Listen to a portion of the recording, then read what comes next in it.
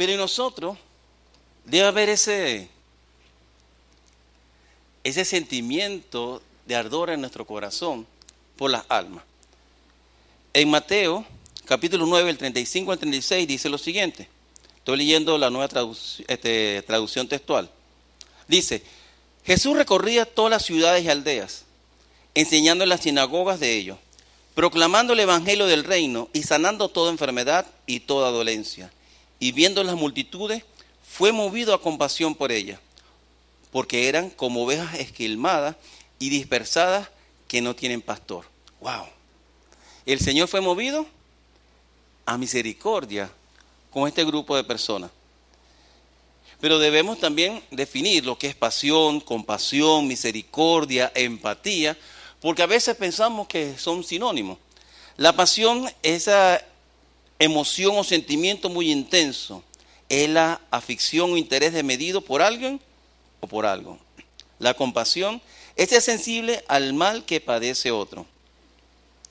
También es la comprensión del estado emocional de otra persona. La misericordia es una actitud bondadosa de compasión hacia otro, generalmente del ofendido hacia el ofensor o desde el más afortunado hacia el más necesitado. Y la empatía es la capacidad cognitiva de sentir en un contexto común lo que un individuo diferente puede percibir.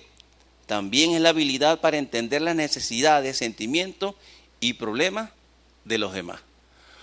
Cuando el Señor compartía la palabra y veía esas multitudes, dice la palabra que Él fue movido a misericordia. Había algo en su ser que lo movió a ver a estas personas que necesitaban de esa palabra. Lo veía como aquellas personas que no tenían pastor, que no tenían a quién seguir, como ovejas esquiladas. Pero es necesario esa pasión, ese deseo ardiente que nos quema el corazón. ¿Qué nos apasiona a nosotros? Porque a veces ese deseo desmedido se puede convertir en una obsesión. Entonces necesitamos un equilibrio, y más en el Señor. Porque el mismo profeta Jeremías sentía ese ardor en su corazón, incluso entre sus huesos. Porque cuando el Señor le llamó, muchas personas se burlaban de él. Hasta que dijo, bueno, como que tengo que callarme. Pero no pudo contener eso. En Jeremías capítulo 20, 69 dice, y si digo, no me acordaré de él, ni hablaré más en su nombre, siento un fuego abrasador encerrado en mis huesos, que me esfuerzo en contener, pero no puedo. El profeta Jeremías no podía contenerlo, ¿por qué? Se trataba la palabra del Señor. La palabra vivía en su corazón.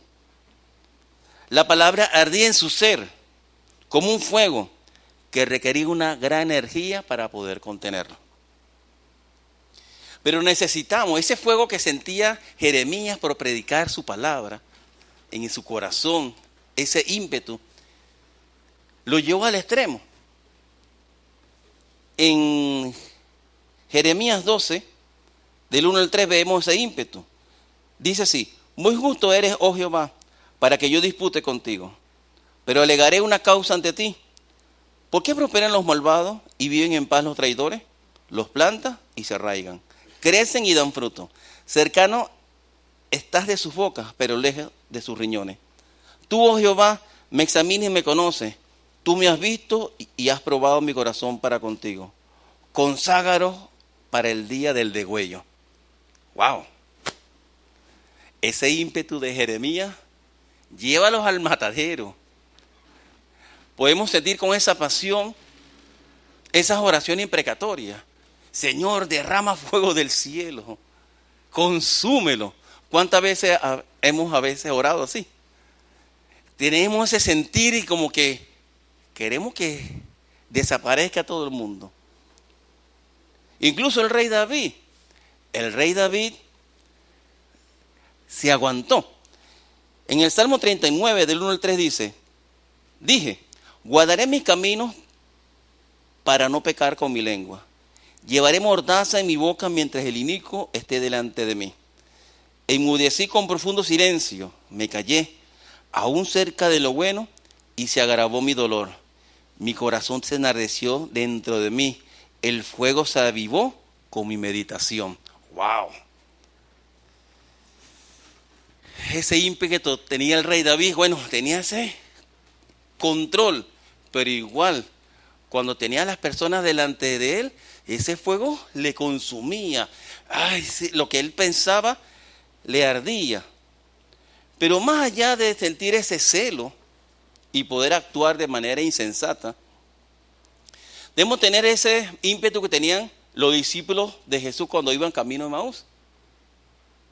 En la palabra parece que iban camino a Emaús y se le apareció el Señor, pero ellos no le conocían, ya estaba con cuerpo glorioso. Y él incitó, mira, ¿qué pasó? ¿Qué tienen ustedes? Y empezaron a hablar de todas las maravillas. Y llegaron hasta el sitio donde iban, llegaron a Emaús. Y él les incitaba de que, bueno, él tiene que seguir el camino. Y ellos no le rogaron, sino que le obligaron a quedarse. No, ya es muy tarde, quédate con nosotros. Y en medio de la cena, cuando estaba partiendo el pan, se le abrió los ojos a esos discípulos. Se dieron cuenta que era Jesús y en ese momento desapareció. En Lucas 24, del 31 al 32 dice, entonces le fueron abiertos los ojos y lo reconocieron, pero él se les hizo invisible. Y se dijeron el uno al otro, ¿no estaba ardiente nuestro corazón dentro de nosotros cuando nos hablaba en el camino? Cuando nos abría las escrituras. ¿Cómo está nuestro corazón con respecto al Señor? ¿Cómo está nuestro corazón con respecto a la palabra? ¿Cómo está nuestro corazón con respecto a los demás? Porque hay personas que tienen encendido el corazón, pero al tratar a otra persona, a veces las insultan. Hay uno que dice, no, es que eso es inicuo, es que eso es mundano. Y más bien le estamos ofendiendo. Tenemos que ser movidos a misericordia. Tenemos que tratarlo de la mejor manera. Que obviamente algunos dicen, bueno, es como gallina mirando a sal. Bueno, ellos allá, yo soy el elegido. No, que ese fuego que nos queme sea por esas almas. La pasión arde en nuestro corazón y la compasión nos impulsa a hacer. Ahora, ¿seremos nosotros movidos a compasión como el Señor? Cuando veía las multitudes, o como el buen samaritano con el judío desvalido. Porque ahí vemos en el buen samaritano, en esta historia que le dejó el Señor, Jesús a los fariseos, para poder explicar cuáles son las actitudes que hay en nosotros y cuál es la actitud que a él le agrada. Porque aquí hubo tres cosas. Uno, los ladrones vieron en el hombre una víctima para explotar. Hay muchas personas que ven la oportunidad para hacer el mal a otro. Segundo punto de vista, el sacerdote y el levita vieron un problema que evitar. Vieron al hombre malherido, siguieron de largo. ¿Por qué? También por la costumbre, mira que si estaba lleno de sangre no se podían manchar con la sangre, se podían contaminar. Que tenía una cantidad de reglamentos en su cabeza. Y en vez de prestar la ayuda, siguieron de largo. Y era un sacerdote y el levita, así, un líder y un servidor. Traspolándolo aquí actualmente. Que venga un hermano en la calle de la iglesia, pase un líder o un servidor y siga de largo. ¡Wow! ¿Cómo te sentirías tú? ¿Ves? Y está también el buen samaritano, que vio una persona para demostrar amor. Incluso, él era despreciado. Los samaritanos y los judíos no se trataban. Pero el hombre fue movido a misericordia, así como el Señor fue movido a misericordia con las multitudes. Y no solamente le aplicó los primeros auxilios, sino lo llevó a un hotel y le pagó el día para que lo atendiese. Él tiene que seguir su camino. Y más le digo al dueño del hotel, mira, si hay algo más que hay que pagar, cuando regrese, te lo cancelo. ¡Wow! ¿Qué muestra de amor había en ese buen samaritano? ¿Cómo estamos nosotros? ¿Será que somos movidos a misericordia ante las circunstancias, ante las situaciones? Porque a veces es muy fácil hablar de ciertas circunstancias y decirnos, bueno, sí, hermano, sigue adelante, la situación está difícil. Pero cuando nosotros somos los protagonistas de esa adversidad, ¿cómo estamos? Porque de esos 3 puntos de vista que dije hace rato, hay otro punto de vista, que no lo dice la palabra, lo digo yo. Aquel que está lastimado, que tiene el punto de vista del víctima. Pobrecito de mí todo el tiempo. Y hay personas que son así. Todo el tiempo son los pobrecitos, hay que ayudarlos. Entonces, si no lo ayudan, que son malos, que el hermano no me ayuda, el pastor no me ayuda. Entonces, en vez de buscar la bendición, a veces estamos en puras maldiciones. Porque estamos viendo cómo nos beneficiamos a nosotros.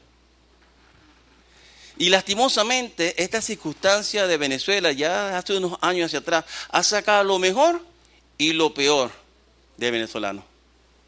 E incluso de los creyentes nos ha sacado lo mejor y lo peor. Pero necesitamos ser luminares.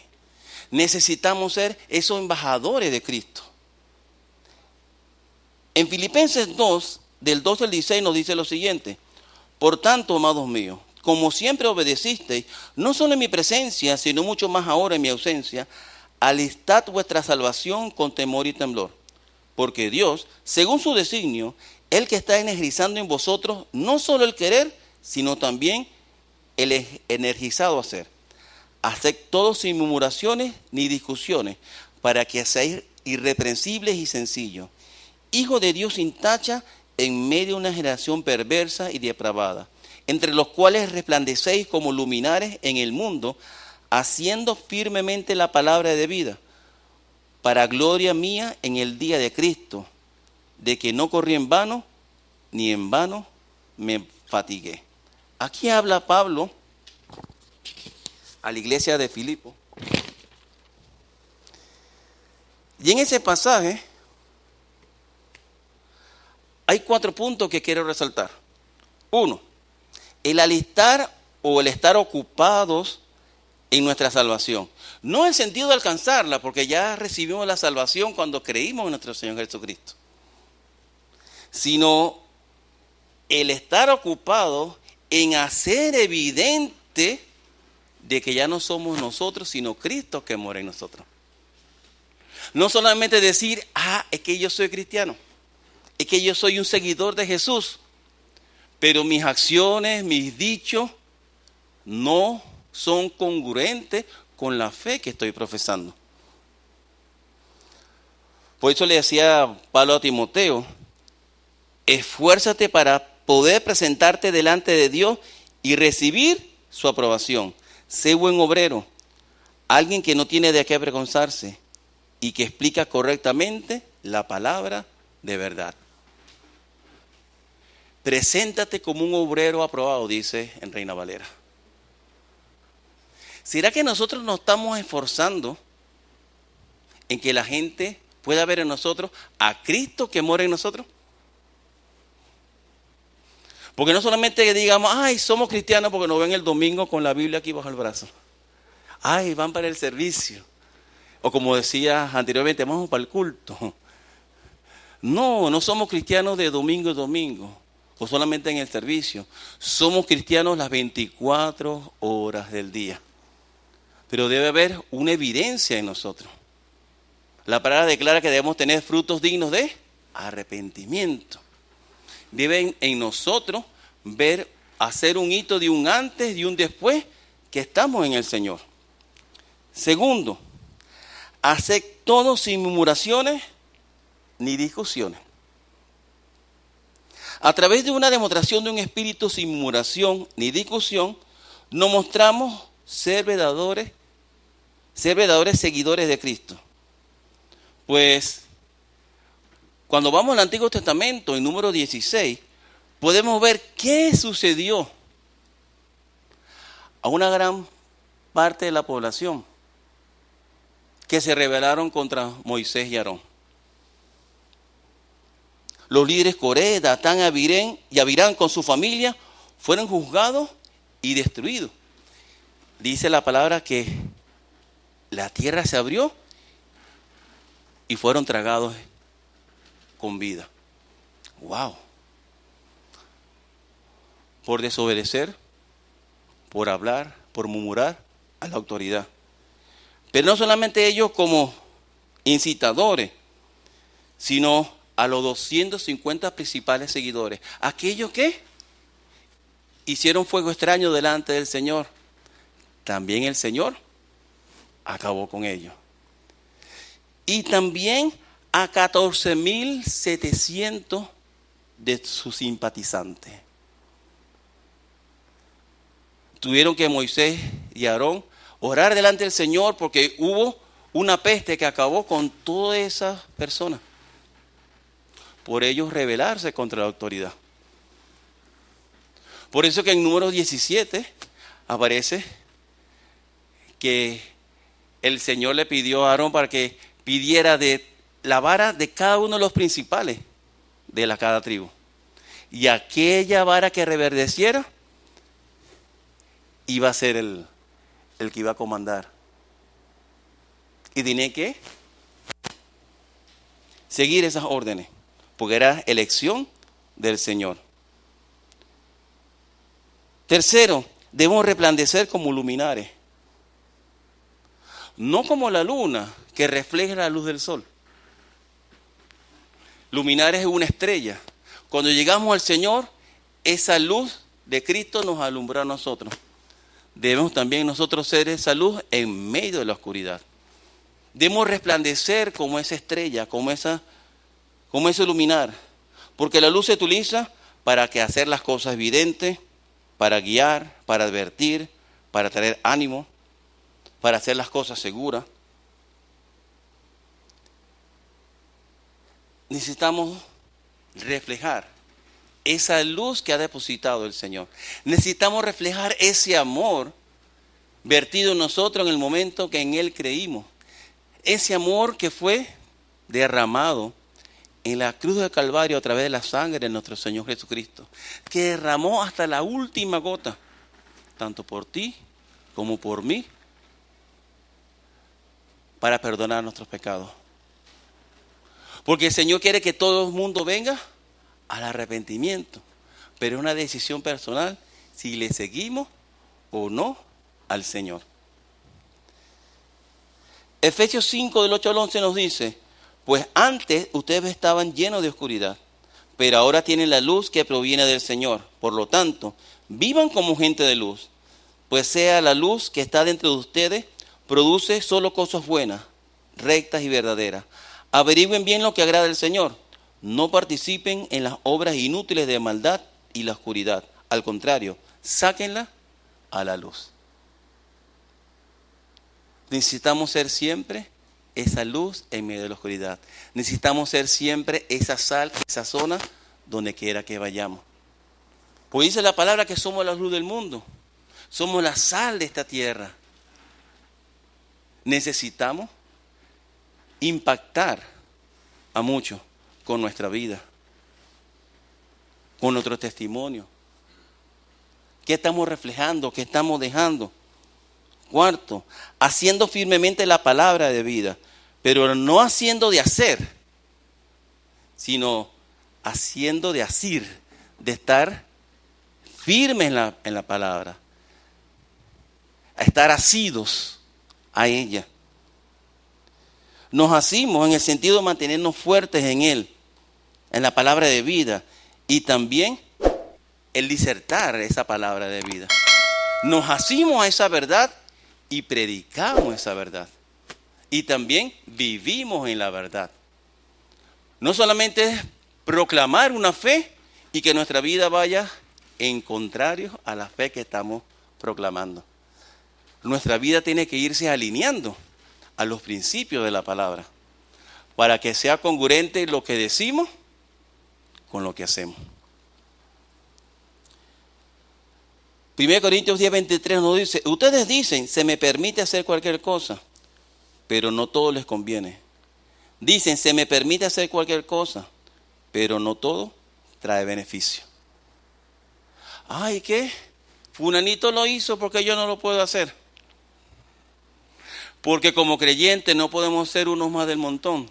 Tenemos que marcar la diferencia.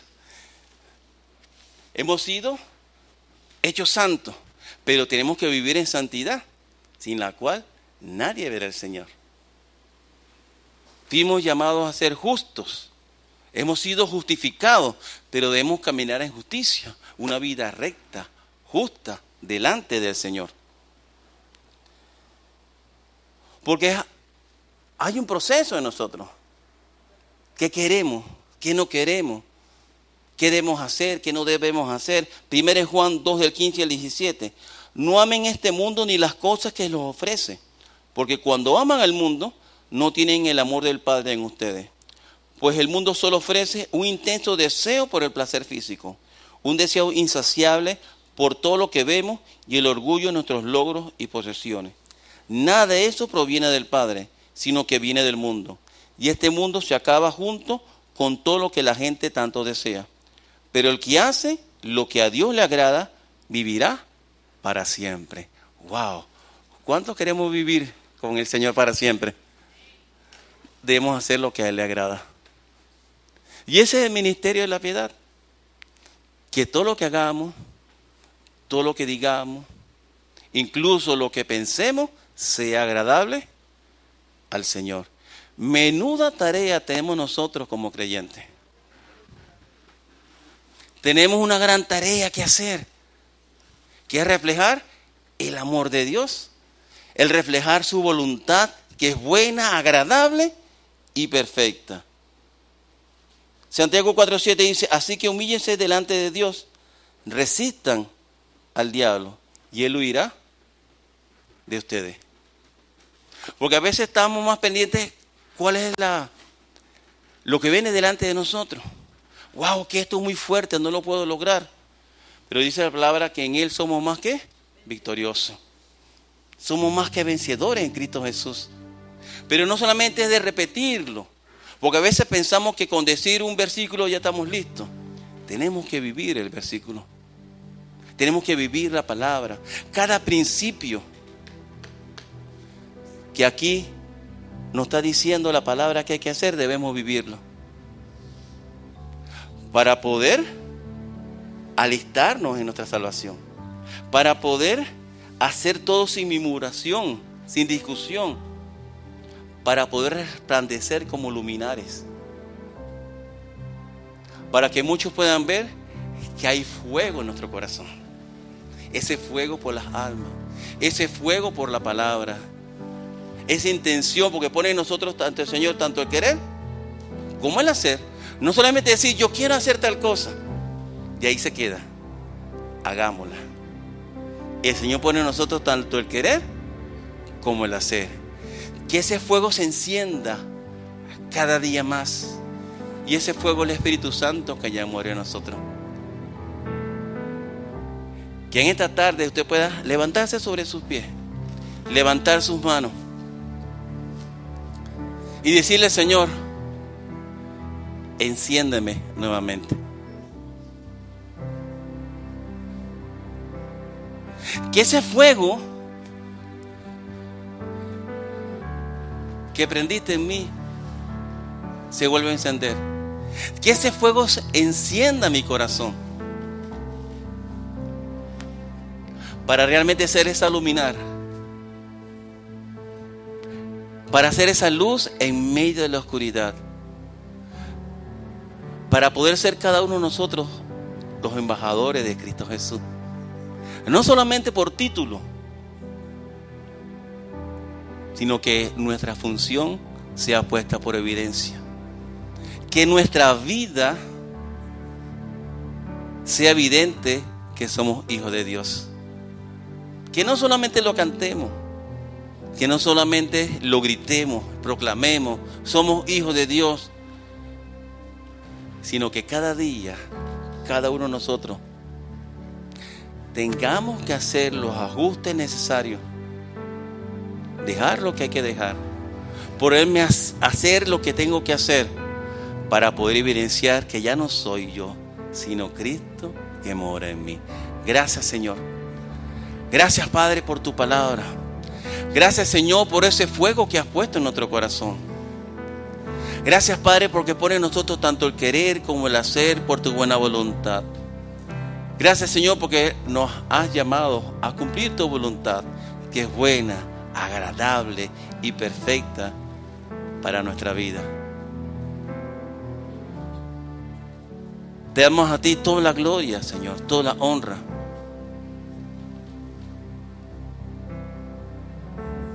Porque nos mandaste a hacer esa luz en medio de la oscuridad. Nos mandaste a ser la luz de este mundo. Nos mandaste a ser la sal de esta tierra. Que podamos iluminar, no para escandilar, sino para mostrar el camino a aquellos que están perdidos. Que podamos sazonar, no repugnar, sino darle la sazón necesaria que necesita cada persona que no tiene a Cristo en su corazón. Que podamos ser realmente esos embajadores de Cristo donde quiera que vayamos. A Él sea toda la gloria, toda la honra, en el nombre de Jesús. Amén, Señor, y